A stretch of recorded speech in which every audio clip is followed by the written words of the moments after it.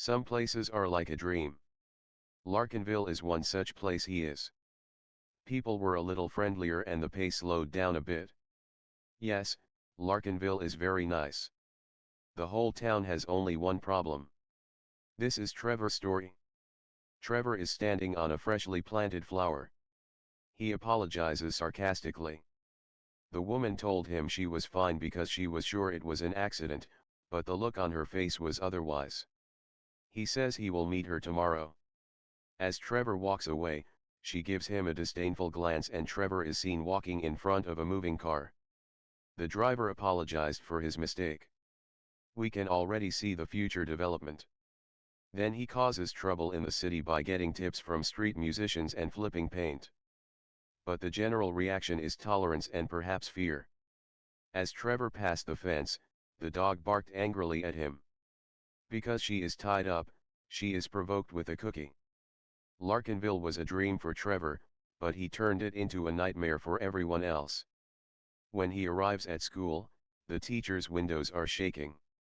The principal sounds an alarm to alert everyone else to his arrival. Trevor meets a little boy who gives unfounded compliments.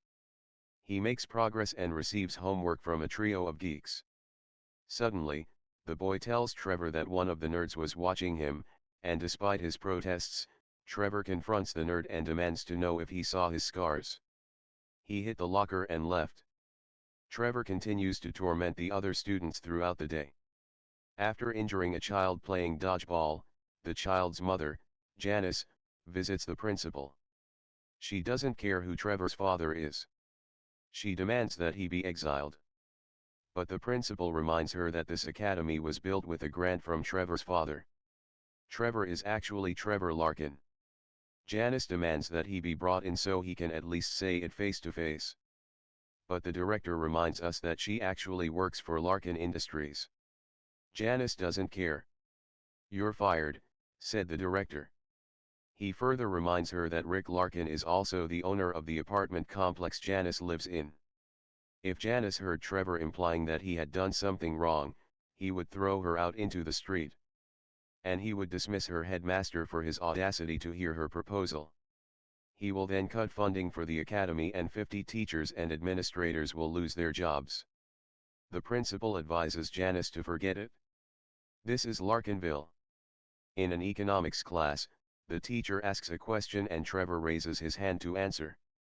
The teachers are surprised that Trevor has intervened, but Trevor uses the opportunity to remind the class how powerful their father is, that he can turn an entire town to dust with a snap of his fingers. Suddenly, a new student with a prosthetic leg comes into class. Trevor is overwhelmed with the agonizing anticipation of new fresh meat. The boy calls himself Evan Burger. Trevor burst out laughing and asked if he would bring the fries. Is his middle name Cheese? Evan gets dragged around a corner after class.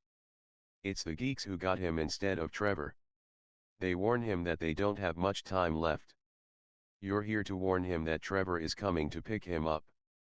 When Evan asks him why, they explain that everyone is a target and the target is him. They give him some advice: do what he says, it's easier that way. After that, he is officially welcomed into the resistance. At lunchtime, as Evan is eating a sandwich, Trevor arrives and tells him to empty his backpack. When Evan asked why, Trevor replied, "Because I said so," and Evan said no. Everyone in the cafeteria gasped. Some students disperse, and the school lunch ladies pull down the shutters. Blaming himself for his lack of effort, the otaku trio declare him dead. Trevor begins blackmailing Evan, but Evan exposes the bluff. Trevor punches Evan in the face.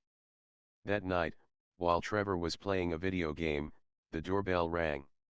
He shouted for someone to open the door, but when the bell kept ringing, he got up angrily and tried to open it himself. Trevor opens the door to reveal Evan and his elderly grandmother. She asks if it was Trevor who gave him the black eye. Trevor asked how he found the house before threatening to call the police. However, the old lady tells Trevor to beg Evan's forgiveness instead. Trevor tells her to leave her property and threatens Evan to meet her tomorrow at her school. As he tried to slam the door in their faces, The old woman stepped forward and began chanting a spell. The wind howls and the sky darkens. For the first time in his life near Larkinville, Trevor felt terrified. Others didn't know exactly what they were feeling. They couldn't place it exactly, but they knew it was different. The old lady finished the curse and Trevor closed the door. At dinner that night, Trevor's father recounts how Janice mustered up the courage to break into his office today and tell him that her son was a threat. Trevor claims the dodgeball incident was an accident, and his father sincerely believes him. Rick's wife Kendra says she feels sorry for the baby, but Rick says she's cute because she's made of sugar. Give me a sick bag. I'm going to throw up, he continued. He tells how he kicked Janice and his family out of the apartment. Kendra was horrified and tentatively suggested that Trevor shouldn't be so aggressive. Rick is telling his son to tell Kendra what he needs to do to stop being aggressive. Trevor growls. Rick makes it clear that in this life he wears boots or wears them under them. Later that night, Trevor is laughing at a video on the internet when he hears a noise outside. He looks out the window and feels uneasy about the weather. When the alarm clock rings the next morning, he jumps out of bed and stands in front of the mirror. He was rejuvenated overnight. He tries to hide this from his parents and he only claims that he is fine. He's still a long way from recovery, but he thinks he knows why. Trevor runs out of his house into town. On the way, I accidentally step on a freshly planted flower again. A woman I met the day before caught him and said I'm really sorry this time, but she noticed him but she didn't show it. She dreamed of this moment and she prayed that one day someone would step on it. He freed himself and ran across the street screaming for his help. However, the Lady of Flowers reveals her true identity to all those whom he has turned his life into hell over the years. We know he's still Rick Larkin's kid, but somehow it felt different. They all try to give chase, but Trevor manages to pass them. He took the dog and stopped in front of the house, but this time the dog was unchained and drove him away. Trevor tried to climb over the fence, but the dog grabbed him by the ankle. Trevor managed to break free from the dog's jaws. Then he arrived at the school and frantically asked the students if they had seen Evan Berger. No one seems to care, but suddenly he meets Janice's son. He notices Trevor and yells that it was his fault that his mother was fired and his family was kicked out of the house. Other students and even teachers gather around Trevor and start pushing him around. He turns his back to the wall and screams for help. Evan yells stop and a passage opens through the crowd. The others insist they should take whatever they can get, but Evan explains that if they do, they will be just as bad as he is. Evan takes Trevor to his grandmother's house, where he apologizes to the two of them and promises never to attack anyone again. He falls to his knees and begs for forgiveness, begging to be great again. The old lady tells him that what we do to others we do to ourselves. Love others and love yourself. Hurt others. Trevor cuts her off and says she understands. The old lady casts another spell, telling Trevor that tomorrow the world will be as it should be. He thanks her deeply and promises she will never forget. She tells him she knows he won't. Trevor goes to bed and can't wait for the world to return to normal in the morning. Trevor got a second chance, so all he has to do is live it out. The next morning, the alarm clock goes off and Trevor looks at himself in the mirror. His first thought is revenge and he runs out of the house. However, he overlooks the sold sign outside. When Trevor stomps the flower instead of the flower lady, her father stands up and asks why Trevor did that. Trevor is shocked and asks why her father works. Reminding him that everyone worked for the Bergers, his father stepped aside and revealed the name of the town, Bergerville. Yeah, it's getting better.